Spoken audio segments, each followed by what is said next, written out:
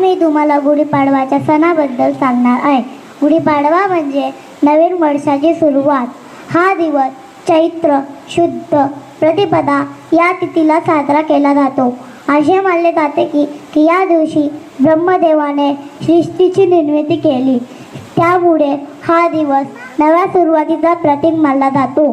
या दिवशी आपण घरासमोर सुंदर रांगोळी काढतो आणि आंब्याचे आणि कडुलिंबाचे पानाचे तोरण दरवाजाच्या वरती लावतो आणि गुढी वाढतो.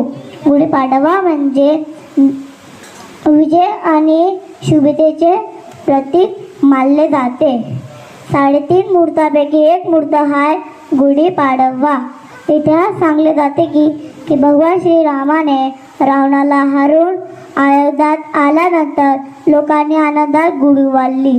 तसेच छत्रपती शिवाजी महाराजांनी स्वराज्याची स्थापना केल्यानंतर लोकांनी आनंदात गुढी उभारली. म्हणून आपल्यासाठी गुढी सगळ्यात महत्त्वाची आहे. या दिवशी आपण गोडधोड पदार्थ बनवतो.